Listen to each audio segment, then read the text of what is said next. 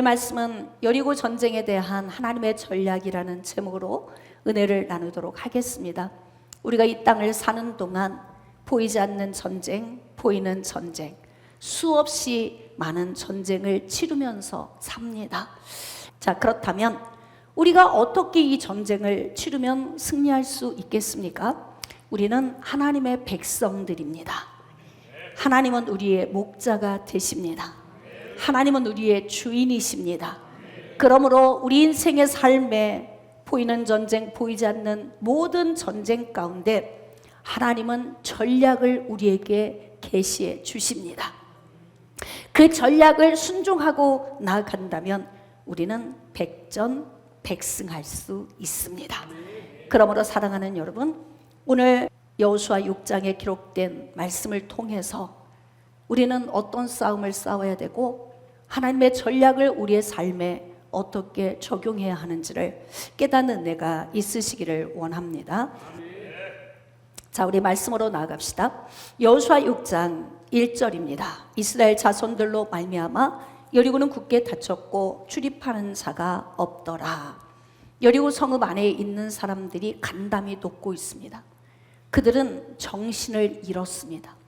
그래서 대낮에도 성읍 문을 열어놓지 못하고 꽁꽁 걸어 잠궜습니다. 그리고 출입하는 자는 한 사람도 없습니다. 이유는 무엇일까요? 40년 동안 광야에서 함께 하신 하나님의 역사에 대한 두려움이 크지만 그 가운데서도 특별히 가장 최근에 있었던 사건 때문에 그들은 두려워 떨고 있습니다. 가장 최근에 일어난 여리고 성읍이 접한 그 사건이 무엇이겠습니까? 바로 요단 동쪽에 있는 땅이 점령당한 것을 이들은 알고 있습니다. 아모리 왕 시온과 바산 왕 옥에게 행했던 하나님의 역사는 그 땅을 다 진멸시키셨습니다. 그리고 모세를 통해서 르우벤 자손, 갓 자손, 그리고 므낫세 반 지파, 두 지파 반에게 그 땅을 전부 분배해서 나누어 주었습니다. 이 사실을 알고 있어요. 요단강 저쪽 건너편에서 일어난 그 사건을 그들은 접하고 있는데 하나님께서 요단강을 가르셨고 그리고 요단강을 건넌 이스라엘 백성들이 지금 여리고 성읍 근처에서 주둔하고 있는 것입니다. 그러니까 여리고 성읍 사람들은 자신들을 공격해 들어올 이스라엘 백성들을 두려워 떨면서 한 대낮에도 성읍문을 걸어 잠그고 출입하는 자가 하나도 없었다. 성경은 이렇게 기록하고 있습니다. 2절입니다. 여호와께서 여호수아에게 이르시되 보라, 내가 여리고와 그 왕과 용사들을 내 손에 넘겨주었으니 우리는 하나님의 백성들이고 하나님은 우리의 주인 되시기 때문에 주인 되신 하나님은 하나님의 백성들에 대한 계획을 갖고 계십니다. 그리고 우리 인생의 삶에서 특별히 문제를 만났을 때 그 문제를 이겨낼 수 있는 전략을 우리에게 계시해 주십니다. 그런데 지금 가나안 땅을 정복해야 되는 과업을 가지고 여호수아가 이스라엘 백성들을 이끌고 요단강을 건너 지금 요단 서편으로 와서 지금 정복할 땅을 바라보고 있어요. 이들은 가나안 땅을 다 정복해야 됩니다. 정복해야 되는 땅이 너무 많은데 첫 번째 턱 버티고 있는 첫 번째 관문인 여리고 성읍이 있는 거예요. 그런데 하나님께서 뭐라고 말씀하시냐면 여리고 이 성읍, 그리고 여리고 왕, 그리고 여리고 안에 있는 모든 주민들 내가 네 손에 다 붙여주었다. 여러분, 이 말씀 들으면 여러분들은 아멘 하고 믿음으로 받아들이셔야 돼요. 우리가 지금 살고 있는 이 땅에 많은 여리고의 문제가 있어요. 더 버티고 있는 여리고 성읍, 여리고 왕, 여리고 주민들이 더 버티고 우리가 전진하려고 하는데 가로막고 있는 요인들이 있단 말이에요. 그런데 하나님께서 그 요인을 네 손에 다 붙였다? 그러면 여기에서 아멘이 나와야 되지 않나요? 할렐루야. 하나님께서 여호수아에게 이 문제를 다 해결해 주시겠다고 말씀을 하셨습니다. 자, 그리고 하나님께서 이 여리고 전쟁에 대한 하나님의 전략을 말씀해 주시는데 잘 들어보십시오. 이 전략이 여러분들이 아멘 할 수 있는 전략인지. 자, 3절입니다. 너희 모든 군사는 20세에서 50세까지 군사로서 싸울 수 있는 사람의 숫자만 출애굽할 때 대략 60만 명이었는데요. 다시 하나님이 60만 명을 채워주셔서 가나안을 정복할 시기에 용사가 대략 60만 명이 되었습니다. 60만 명의 용사를 향해서 말씀을 주시는 거예요. 모든 군사는 그 성을 둘러 성 주위를 매일 한 번씩 돌되 엿새 동안을 그리하라. 지금 이 전쟁의 전략이 우리가 흔히 생각하는 무기를 들고 싸우는 전략이 아닌 거예요. 자, 이 싸움을 뭐라고 얘기해요? 현대 언어로 하이브리드 전쟁이다, 이렇게 이야기를 합니다. 무기만으로 싸우는 것이 아니라 기타 모든 요인을 그 전쟁에 같이 적용을 해서 그래서 공격해 들어오는 거예요. 지금 하나님께서는 이들의 심리적인 요인을 아주 간이 녹도록 정신이 혼미하도록 만드는 전략을 사용하신 거예요. 그러면 싸움이 쉬울까요? 어려울까요? 훨씬 쉬워지겠죠. 여러분, 싸움에서 승리는 어디서부터 시작될까요? 이미 싸우기 전부터 이것이 이길 싸움인지 질 싸움인지 결정이 됩니다. 무엇을 보면 아나요? 내 마음에서 난 저 사람하고 오늘 견주면 이길 수 있을 것 같아. 이 마음이 있을 때 이길 수 있는 거지. 왠지 내가 지금 저기 앞에 있는 김대중 성도님과 싸우면 내 힘으로는 질 것 같아. 그럼 이미 지고 들어가는 거예요. 네? 그런데 하나님께서 주신 이 전략이 바로 뭐냐면 무기를 통한 전략이 아니고 그냥 무장된 군사들, 그리고 제사장들, 그리고 후군에 있는 군사들 다 배치를 시켜서 여리고 성읍을 하루에 한 바퀴씩 돌되 엿새 동안 그렇게 돌라고 하나님이 명령을 하십니다. 자, 이제 순종인지 불순종인지 이스라엘 백성들은 자기들 스스로 이것을 선택해야 되는 거예요. 여러분은 순종하시겠습니까? 불순종하시겠습니까? 아니죠. 순종해야 되겠죠. 여러분, 우리 앞서가는 사람들이 비틀거리고 가는 거 보면서 그 비틀거림 속에서 고통당하는 것을 봤으면 우리는 바르게 걸어가야 됩니다. 그게 지금 이스라엘 백성들이 가나안 땅에 들어와서 하나님의 명령을 접하는 거예요. 자, 그렇다면 하나님이 주신 이 명령의 말씀을 받을 때에 무엇을 제일 먼저 떠올렸을까? 이들은 광야에서 태어난 광야 세대들입니다. 그리고 출애굽 세대 가운데서도 20세 이하의 사람들입니다.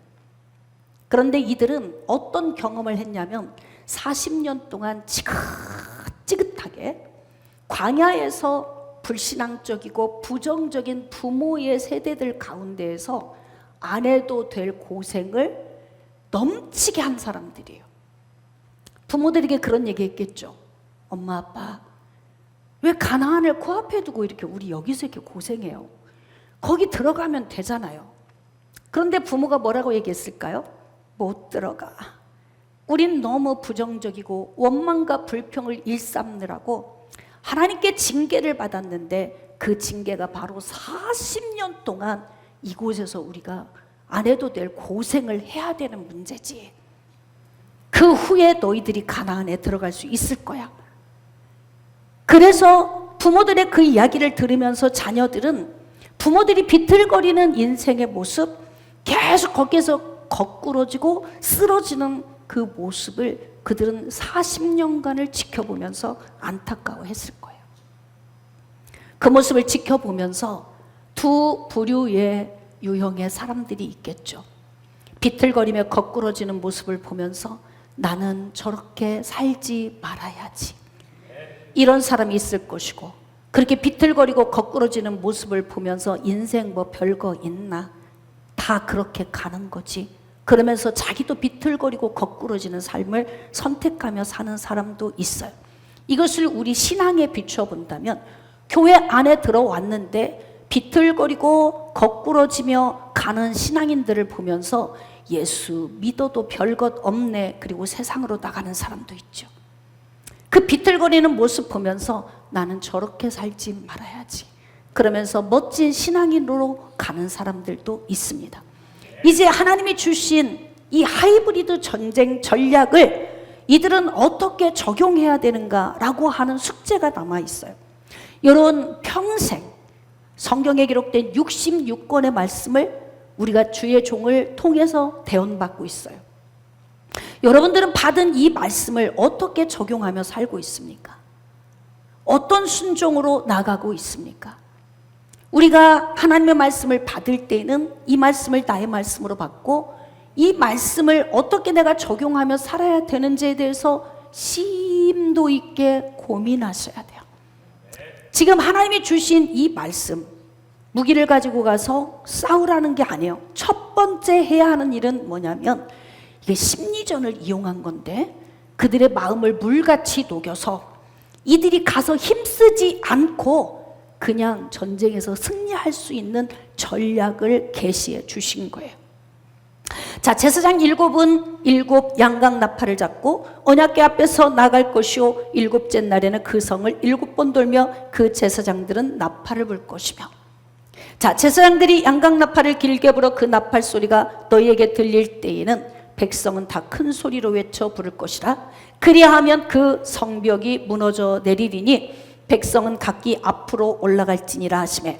자, 이 말씀을 다시 제가 여호수아 6장에 기록된 전체적인 말씀을 좀 총종합해서 요약을 좀 정리를 해드린다면, 하나님께서 여리고 전쟁에 대한 전략을 이들에게 주신 방식은 어떤 방식이냐면, 약 60만 명의 전쟁을 치를 수 있는 이 군인들을 약간 좀 배치를 다르게 했어요. 가장 앞부분에 무장된 군사들을 배치하라고 명령하셨어요. 그리고 그 다음 두 번째에는 양각 나팔 7을 든 7 제사장을 배치하라고 명령하셨고, 그리고 그 다음은 하나님의 법궤를 맨 제사장들을 세 번째 배치를 합니다. 그리고 난 다음에 남은 군인들을 후군에 배치하라. 자, 이제 그림이 좀 그려지십니까? 그러면 이렇게 배치된 질서대로 하루에 한 번씩 여리고 성읍을 맴돌되 엿새 동안, 그리고 7째 날에는 7바퀴를 도는 거예요. 그때 7바퀴를 딱 도는 순간 제사장들이 양각 나팔을 길게 불면, 이 나팔 소리를 듣는 순간 이스라엘 백성들, 모든 사람들은 전부 한 소리로 크게 소리를 외쳐 부르라. 그러면 하나님께서 성벽을 무너뜨려 주시겠다. 이게 하나님의 전략입니다. 믿어져야 되는데. 여러분 있잖아요, 지금 현대 전쟁을 보세요. 뭐 우크라이나 전쟁도 마찬가지고 전쟁이 무기로만 하지 않습니다. 진짜 이제 머리 싸움인 거예요. 뭐 모든 사이버를 총동원해서 교란을 시키죠. 그리고 막 정치, 경제, 사회, 문화 다 그쪽에도 전부 다 침투에 들어가서 막 총력전을 기울여서 전쟁을 치릅니다. 그런데 하나님이 하이브리드 전쟁의 원조이시다. 여러분들이 여기서만 이 내용을 보는 것이 아니고요, 역대하 20장에 기록된 말씀을 보면 여호와의 하이브리드 전쟁 전략이 거기에 또 나옵니다. 여러분, 모압과 암몬과 세일의 거민이 유다왕 여호사밧을 치러 올라옵니다. 그런데 유다왕 여호사밧이 막 간담이 녹습니다. 하나님, 우리는 힘이 없어요. 저렇게 연합군대가 합력해서 전쟁을 치르러 오면 우리는 속수무책입니다. 우리는 아무것도 못하겠어요. 막 두려워 떨고 하나님 앞에 막 금식하면서 기도한 거예요. 그랬더니 하나님이 예언의 말씀을 주셨는데요, 두려워하지 마. 이 전쟁에는 너희가 싸울 것이 없다. 이게 하나님이 주신 전략이에요. 하이브리드 전쟁이죠. 할렐루야. 자, 그런데 어떤 방식으로 하시냐면, 무장한 군인들 앞에 하나님을 찬양하는 자들을 앞세워서 전쟁터에 나가는 거예요. 자, 이들은 힘이 없고 연약하지만 걱정하지 마. 그 말씀을 믿고 무장한 자들 앞에 찬양하는 자들을 앞세워서 나가는데요, 이들이 노래와 찬송을 시작할 때 어떤 일이 벌어졌냐면 심리전이 벌어진 거예요. 모압과 암몬이 연합해서 세일의 거민을 쳐버렸다 그래. 그리고 난 다음에 서로 모압과 암몬이 다시 또 싸워서 자멸되었다. 하나님이 하신 방법. 그러니까 사랑하는 여러분, 우리는 어떤 신앙의 자세를 가져야 되냐면 눈에 보이는 무기로만 싸우는 전쟁이 아니에요. 그래서 에베소서 6장 12절에 우리의 씨름은 혈과 육을 상대하는 것이 아니라고 그래요. 통치자들, 권세자들, 어둠의 세상 주관자들, 하늘에 있는 악의 영들을 상대하는 것이다. 그러니까 우리가 인생을 살아가는 이 전쟁 가운데서 단순히 육신의 눈으로 보는 방식만의 전쟁이 아니라는 거예요. 진짜 고차원적인 하이브리드 전쟁을 우리가 치러야 된다는 거지.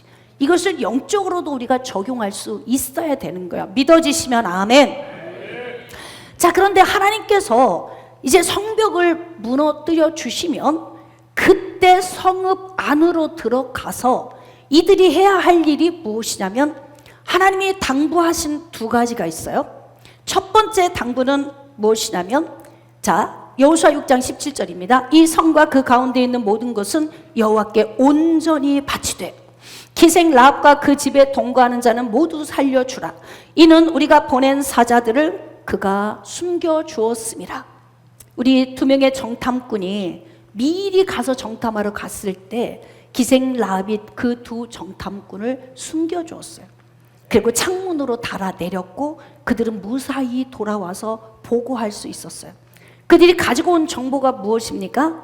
여리고 성읍 안에 있는 사람들은 간담이 녹고 있더이다. 그리고 그들의 마음이 물처럼 녹았고 정신이 혼미해져 있나이다. 아싸! 기가 막힌 정보를 얻었잖아요. 그 정보를 준 라합, 이 라합이 모아놓은 모든 그의 가족들, 이 사람들을 살려주기로 약속을 했잖아요. 그래서 하나님께서 그들을 살려주라. 이게 첫 번째 요구사항이에요. 그 다음 두 번째 요구사항. 자, 여호수아 6장 18절로 19절. 너희는 온전히 바치고 그 바친 것 중에서 어떤 것이든지 취하여 너희가 이스라엘 진영으로 바치는 것이 되지 않게 하여 고통을 당하게 되지 아니하도록 오직 너희는 그 바친 물건에 손대지 말라. 모든 것을 다 주님께 바치래. 하나님께 바치되 은금 동철 기구들은 다 여호와께 구별될 것이니 그것을 여호와의 곳간에 드릴지니라 하니라. 성읍 안으로 이제 이스라엘 백성들이 들어가서 모든 것을 다 진멸시키래. 아무것도 남겨놓지 말래. 건물도 남기면 안 돼요. 가재도구도 남기면 안 됩니다. 짐승도 사람도 남기면 안 되고 모든 걸 다 멸절시키되 은금 동철 기구만 여호와의 곳간에 넣으라는 거예요.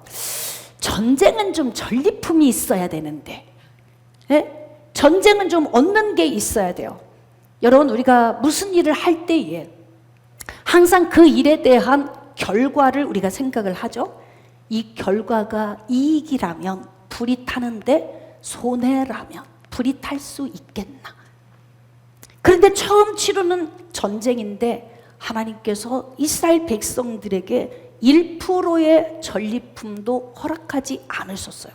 심지어는 성읍 안에 있는 건물, 가재도구 그 어떤 것도 온전히 하나님께 바치라고 명령하셨어요. 온전히 바쳐야 된다는 건 뭐냐면 완전히 평지가 되게 하라, 이런 거예요.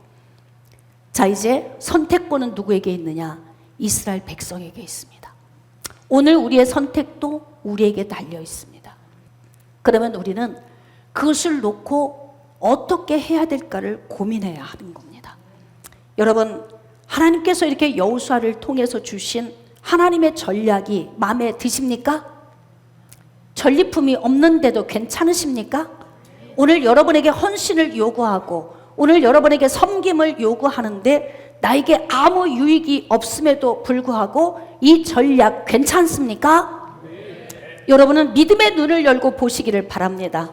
여러분은 여리고 성읍 하나만 보지 마시고 앞으로 정복해야 될 가나안에 있는 모든 성읍을 바라보십시오. 할렐루야. 그래야 지금 내가 할 수 있는 선택을 할 수 있는 거예요.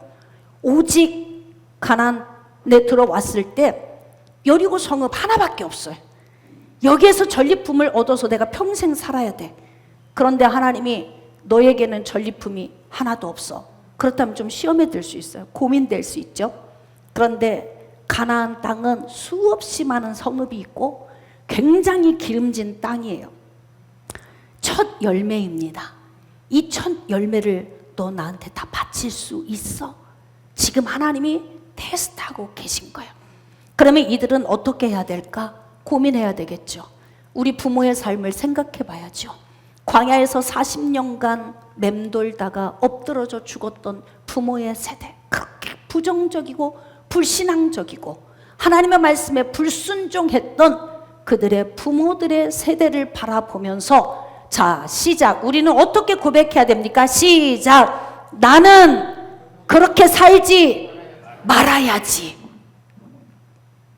어차피 어떻게 해도 엎드러져 죽는 것이니까 그냥 대충 살다 가야지. 이런 사람도 있어요. 부모가 비틀거리고 가면 절대 나는 그렇게 안 해.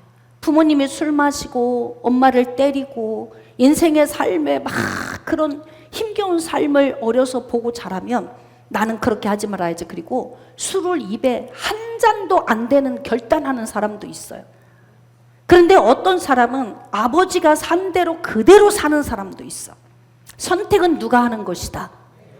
불신앙으로 살 것입니까? 신앙으로 살 것입니까? 순종할 것입니까? 불순종할 것입니까? 이것은 이스라엘인 우리가 선택을 하는 거예요. 그래서 지금 여호수아에게 명령했던 이 전략이 이제 선포가 되었습니다. 자, 이들은 어떻게 할까요? 자, 여호수아 6장 6절로 7절. 눈의 아들 여호수아가 제사장들을 불러 그들에게 이르되 너희는 언약궤를 메고 제사장 7은 양각나팔 7을 잡고 여호와의 궤 앞에서 나아가라 하고 또 백성에게 이르되 나가서 그 성을 돌되 무장한 자들이 여호와의 궤 앞에서 나갈지니라 하니라. 하나님이 주신 전략을 그대로 백성들에게 다 위임을 하고 선포를 했습니다. 자, 여호수아 6장 10절입니다. 여호수아가 백성에게 명령하여 이르되 너희는 외치지 말고 너희 음성을 들리게 하지 말고 너희 입에서 아무 말도 내지 말라. 그리하다가 내가 너희에게 명령하여 외치라 하는 날에 외칠지니라 하고 하나님이 주신 전략, 이 하이브리드 전략을 전체적으로 다 이스라엘 백성들에게 전달을 했습니다. 자, 이제 이스라엘 백성들이 어떻게 할까요? 여호수아 6장 11절 이하입니다. 여호와의 궤가 그 성을 한번 돌게 하고 그들이 진영으로 들어와서 진영에서 자니라. 순종했네. 에? 기적 같은 일이 벌어졌네요. 40년 동안 부모 세대는 광야에서 지긋지긋하게 불순종하고 불신앙으로 살면서 가나안 땅을 밟아보지도 못하고 그리고 광야에서 엎드러져 죽었는데 이들은 좀 다르네요. 감사한 일입니다. 우리보다 자녀 세대가 나아야 됩니다. 우리보다 자녀의 세대가 복되게 사는 자들이 되어야 됩니다. 할렐루야. 지금 자녀 세대의 삶을 살고 있는 우리의 삶은 어떻습니까? 우리를 한번 돌이켜 봅시다. 우리 부모 세대의 신앙과 자녀의 세대의 삶을 살고 있는 나의 신앙을 한번 점검해 보는 것도 오늘 아주 중요하다는 생각이 듭니다. 우리의 신앙의 삶에 비틀거리고 잘못 가는 부모 세대를 담지 말고 우리는 그렇게 살지 말아야지. 이제 가나안 땅에 들어가서 가나안 정복 세대의 삶을 시작한 광야 세대를 보면서 참 잘하고 있네. 우리도 그렇게 살아야 되겠다. 이렇게 각오하고 결단하는 시간이 되었으면 참 좋겠습니다. 지금 이들이 하루에 한 바퀴 돌았고요. 또 여호수아가 아침에 일찍이 일어나 제사장들이 여호와의 궤를 메고 다시 또 두 번째 날 똑같이 그들은 똑같이 첫날 했던 것처럼 똑같이 둘째 날에도 여섯째 날까지 동일하게 그들은 순종을 했다는 것입니다. 그러니까 여러분, 정말 폐부에 와닿을 정도로 뼈저리게 깨달았다면, 그렇다면 과거로 돌아가지 마십시오. 여러분을 사랑하고 축복합니다. 과거의 불신앙적인 모습으로 되돌아가지 마시고, 과거에 원망하고 불평했던 자리로 가지 마십시오. 그렇다면 광야에서 엎드러지게 될 것입니다. 광야에서 엎드러지지 않으려면 오늘 순종하는 훈련을 하십시오.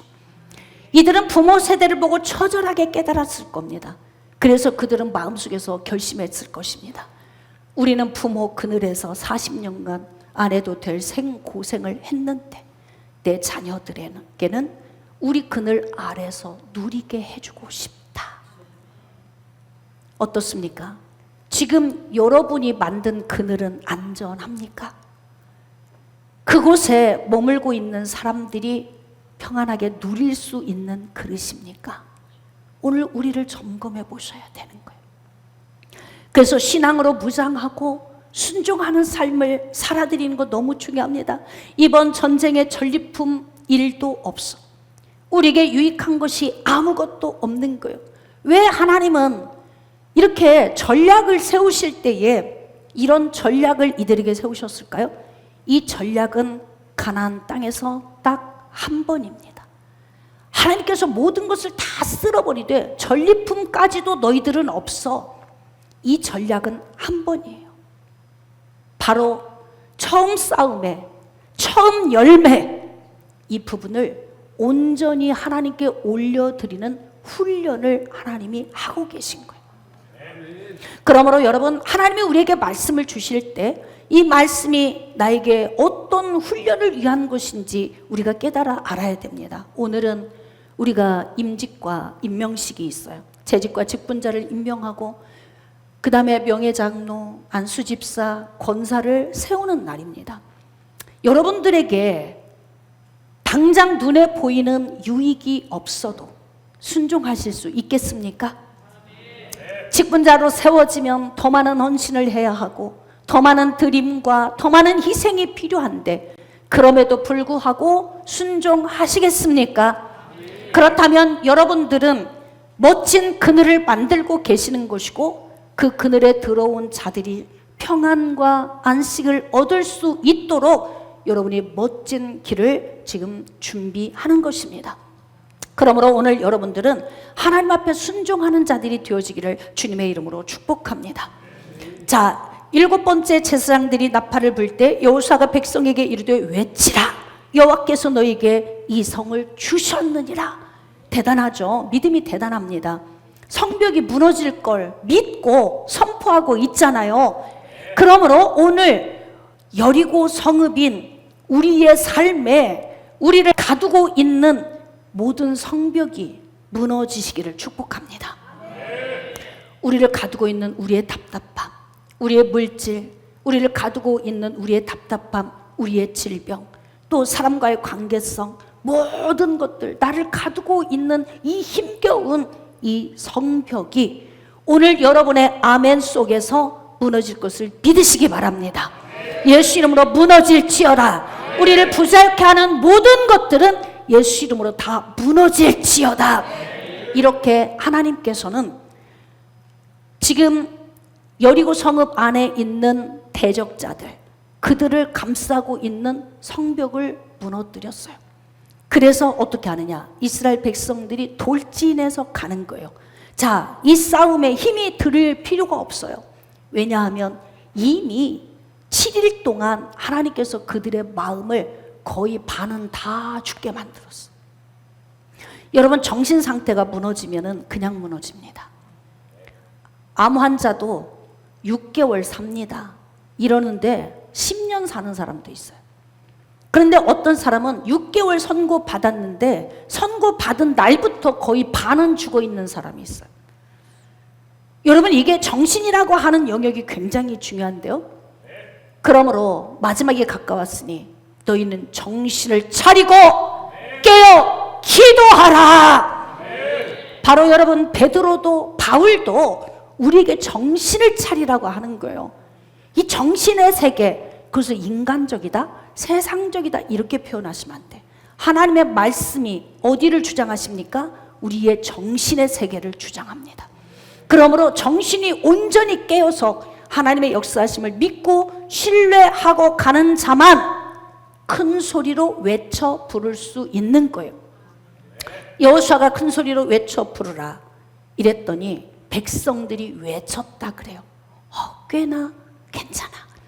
지금 광야 세대가 가나안을 정복하고 있는데요, 가나안 정복하고 있는 이 세대들은 폐부에 닿도록 뼈저리게 깨달은 것 같아요.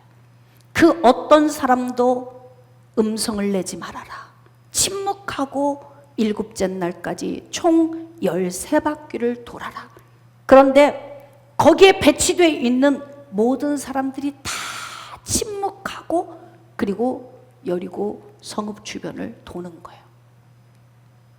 멋있다. 그 느낌 안 들어요? 침묵하고 순종하는 자들 멋지십니다. 아멘 하고 감당하는 여러분들 최고이십니다. 저는 여러분들이 예수 그리스도 안에서 하나님 나라의 일을 위하여 이렇게 침묵하고 순종할 수 있는 여러분들 되어지기를 축복합니다. 자, 그리고 난 다음 그 성 안에 있는 모든 것을 온전히 바치되, 이 온전이라고 하는 이 단어 속에 어떤 의미가 들어있냐면 너희들이 소유할 것은 일도 없다, 그 의미예요. 어찌 보면 좀 섭섭할 수 있지요. 그래도 하나님 전리품 정도는 우리에게 좀 주셔야지요. 은금 동철 기구는 하나님의 곳간에 드리더라도 좀 짐승은 살려놓고 먹거리도 좀 있으면 놓아둬서 우리가 좀 누리면 얼마나 좋겠어요? 이게 우리 마음 아닙니까? 그런데 하나님께 온전히 바쳐. 그랬더니 온전히 바치라는 이 말씀에 순종한 그들의 행동이 어떻게 했냐면 칼날로 사람과 짐승을 다 진멸시키고 난 다음에 그 성읍 안에 불을 놓습니다. 불을 놓으니 까만 연기가 피어오르면서 그 여리고 성읍이 불타오르기 시작합니다. 한참 활활 타오르더니 불이 싹 꺼진 데 보니까 잿더미밖에 안 남아있어. 다시 평지가 되었어. 건질 것은 하나도 없어. 그리고 은금 동철 기구만, 여호와의 곳간에 드려진 것만 남아있는 거예요. 하나님이 그 광경을 지켜보고 계십니다. 그래도 너희들은 부모 세대보다 낫구나. 너희들은 멋진 선택을 했구나. 부모 세대는 불신앙으로 불순종을 하며 살았는데 너희들은 순종하며 나가는구나. 그리고 하나님이 쭉 지켜보시는 거예요. 그래, 너희들은 믿음의 눈이 있구나. 여리고 성읍 하나가 아니고 그 이외에 남아있는 수없이 많은 성읍에서 전리품을 볼 수 있는 눈이 너희들에게 있구나. 어떻습니까, 여러분? 다 없어지고 잿더미만 남아있는 그 성읍, 평지가 되어버린 그 성읍에 여기다 기초도 쌓지 말고 건축하지 말아라. 누구든지 기초를 쌓을 때 저주를 받을 것이다. 큰아들이 죽을 것이고 문을 닫을 때 막내가 죽을 것이다. 그러니까 이건 온전히 하나님께 바쳐진 곳이니까 여기에 너희들은 눈독 들이지 마. 하나님이 이렇게 말씀하신 거예요. 여러분, 하나님의 것은 눈독 들이지 마세요. 그냥 11조 성경책 안에다 넣어놓고 막 그 곶감 빼먹듯이 쓰고 나중에는 에이 아까우니까 그냥 드리지 말자. 그리고 자기가 다 하나님 것을 써버려. 그거 도둑질한 거잖아요. 하나님 앞에 또 헌물과 감사의 예물 다 또 내가 그냥 아깝다고 써버려. 이거 다 내가 훔친 거예요. 하나님은 다 보고 계시잖아요. 그런데 중요한 건 이건 여호와께 다 드린 것이고 하나님께 온전히 바치라고 하니 모든 욕심을 내려놓아야 된다는 거예요. 여러분, 내려놓을 때 하나님이 채워주십니다. 내가 비울 때 하나님이 부어주십니다. 내가 낮아질 때 하나님이 높여주십니다. 내가 겸손할 때 하나님이 우리의 삶을 통하여 영광 받으십니다. 이 모든 선택은 누가 해야 되는 겁니까? 내가 해야 되는 거예요. 오늘 결심이 서십니까? 여러분들은 어떤 선택을 하시겠습니까? 그래서 이들은 전부 다 라합의 식구들을 다 끌어내고 그리고 불태우고 하나님의 말씀대로 모두가 다 순종한 거예요. 자, 여호수아 6장 24절. 무리가 그 성과 그 가운데 있는 모든 것을 불로 사르고 은금과 동철기구는 여호와의 집 곳간에 두었더라. 야, 순종했습니다. 거둔 것 아무것도 없습니다. 전리품이 1도 없어요. 그런데 중요한 것은 하나님이 이 전쟁을 진두지휘 하시면서 성벽을 무너뜨렸고 그들이 순종하는 모든 과정 중에서 하나님이 함께 뛰셨다는 거예요. 하나님의 전략이 탁월했습니다. 할렐루야. 그 탁월한 전략에 순종하고 나갔더니 하나님께서 그 다음 아이성을 예비해 놓으신 거예요. 그래서 아이성에 올라갈 때 하나님이 이런 말씀을 주셨어요. 아이성을 정복하고 나서 그곳에서 얻은 모든 전리품은 다 너희들 것. 아멘도 안 나오나 봐. 이게 지금 그때 그 사람들 이야기인 거죠. 지금 내 얘기로 안 오는 거죠. 지금 여리고 성읍 죽게 다 온전히 바치고 났더니 그 다음 기다리고 있는 아이 성읍, 그 다음 기다리는 뭐 베델 뭐 다 정복해야 되는 모든 땅의 전리품은 다 누구 것이다. 야무지게 해보세요. 누구 것이다. 그것도 죄송해서 내 거라고 못 하시는 거예요? 네? 하나님이 주시겠다고 한 것은 야무지게 가지세요. 또 진짜 이때 야무지지 않은 사람은 이거 다 네 거야. 근데요, 괜찮아요, 나 안 가질래요. 그리고 돌아서서 후회해. 그때 주신다고 할 때 좀 내가 가진다고 할 걸. 또 진짜 그건 착한 게 아니라 시작. 그럼 미련하고 바보스러운 거예요. 하나님이 주실 때는 야무지게 받고 하나님이 바치라고 할 때는 야무지게 바치고 그냥 하나님이 주신 매뉴얼대로 가기만 하면 되는데 신앙생활이 왜 어려운 거예요 도대체? 왜 어려운 거야? 내가 안 죽어서 어려운 거야. 나를 죽이고 하나님의 말씀에 나를 순복하는 훈련을 하면은 신앙생활은 정말 쉬워집니다. 사랑하는 여러분, 오늘 말씀을 좀 정리하도록 하겠습니다. 여리고 전쟁에 대한 하나님의 전략, 하이브리드 전쟁의 모체이신 하나님의 이 탁월한 전략, 심리전도 이용하시고 이들이 싸울 것도 없이 이미 다 일해 놓으신 하나님의 이 전략에 나의 이익이 없다고 불순종한다면 정말 안 똑똑하고 어리석은 사람입니다. 그러므로 사랑하는 여러분, 똑똑한 성도가 되십시오. 계산을 해보세요. 내가 하나 드리면 나머지는 다 내 거다. 그런데 이 하나를 못 드려. 그리고 이거 붙들고 그냥 하나만 갖고 가. 하나 드리면 나머지는 다 내 건데 나머지 다 포기하고 이거 하나 붙들고 가는데 그것도 내 것이 안 돼. 왜? 하나님이 주신 게 아니기 때문에요. 우리는 그렇게 어리석은 삶을 살고 있어요. 그래서 사랑하는 여러분, 오늘 희생을 각오하십시오. 헌신을 각오하십시오. 주께 드림을 각오하십시오. 여러분의 인생을 드리겠다라고 오늘 각오하고 결단하면 여러분 인생에 남은 인생 동안 남아있는 모든 정복할 땅에서 얻은 전리품은 누구의 것이 되겠습니까?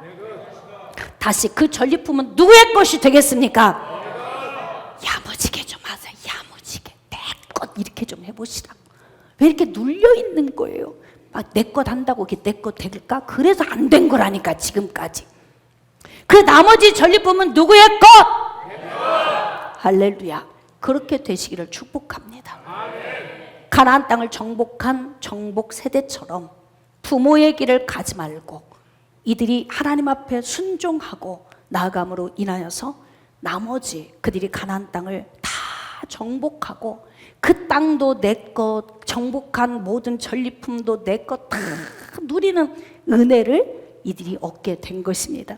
그러므로 저와 여러분의 인생의 삶에도 이러한 은혜가 있도록 순종을 학습하고 훈련하셔서 인생의 삶의 복을 받아 누리는 은혜가 있으시기를 주님의 이름으로 축복합니다.